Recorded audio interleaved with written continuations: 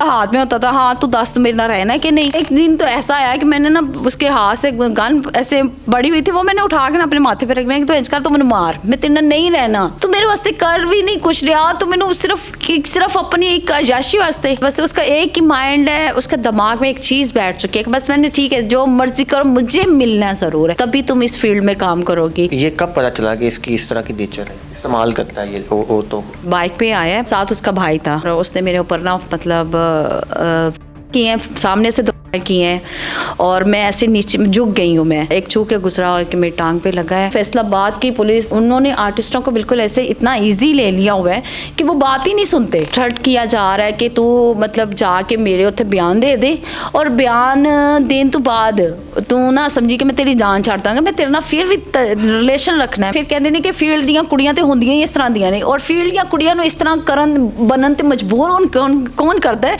इहो जी कटिया इंसान।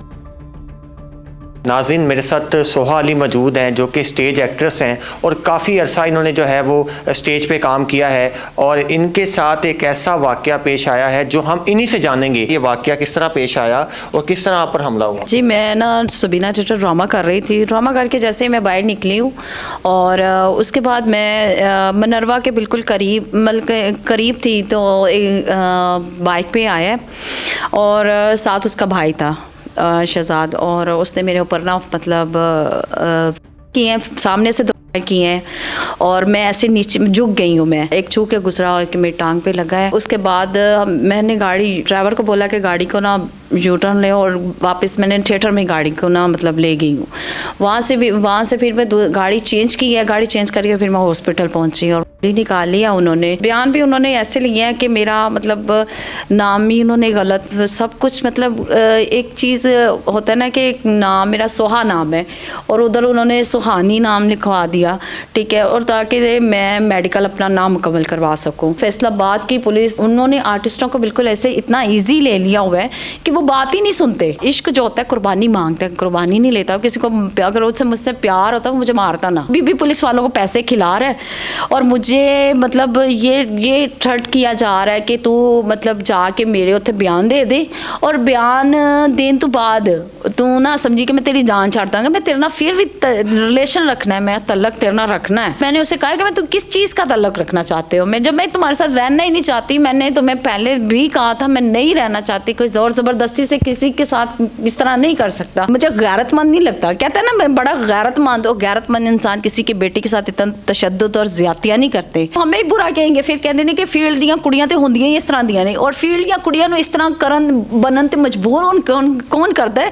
इहो जी कटिया इंसान। पिस्टल हाथ में होता था, हाँ तू दस तो मेरे ना रहना कि नहीं। एक दिन तो ऐसा आया कि मैंने ना उसके हाथ से गन ऐसे बड़ी हुई थी, वो मैंने उठा के ना अपने माथे पे रख, मैं तो इंजकार तो मैंने मार, मैं तेरे नहीं रहना, तू मेरे वास्ते कर भी नहीं कुछ रहा, तो मैंने सिर्फ अपनी एक अयाशी वास्ते रखा हुआ है। और ये उसके अल्फाज भी थे कि मैं तेनों अपनी सुकून में अपनी एंजॉयमेंट वास्ते तेनों रखा होया वे। इस तरह की बातें वो मेरे साथ करता था, और इस तरह की मैंने इतनी मतलब कि मेरे दिल में उसके लिए मोहब्बत ही नफरत पैदा होती थी कि ये कैसा इंसान है। ये कब पता चला कि इसकी इस तरह की नेचर है, इस्तेमाल करता है ये औरतों को? मतलब कि मैं नहीं थी अकेली, मैं ही और भी काफ़ी थी जो इसकी मतलब कि इस तरह की शिकार हुआ, जिन्होंने बड़ी मुश्किलों से इससे जान छुड़वाई है। और मुझे जान छुड़वाते उन्होंने बहुत जल्दी जान छुड़वा ली, अल्लाह ने उनकी जान इस इंसान से छुड़वा दी। और बेसिकली मैं ही इतनी बुरी तरह फंस चुकी थी कि मुझे कोई रास्ता नज़र ही नहीं आता था कि मैं इस इंसान से कैसे अपनी जान छुड़वाऊँ। और अभी मुझे थ्रेट कर रहा है, और ना तो फैसलाबाद की पुलिस मेरी कोई बात सुन रही है। जिसका कोई नहीं होता उसका अल्लाह होता है। आपका इमेज ही इस तरह का पोर्ट्रे किया जाता है, बताया जाता है कि ये इस्तेमाल होती हैं, लोगों की राखेल होती हैं, इस तरह के जो है वो बातें लोगों तक पहुंचाई जाती हैं। नहीं, ऐसा कुछ भी नहीं होता। से मजबूरी का फ़ायदा उठाया जाता है कि जब आप किसी के साथ किसी को अपना आप कुछ बताओगे ना, कुछ हर लड़की ऐसी नहीं होती कि मैं कहती हूँ कि हर लड़की ऐसी हो।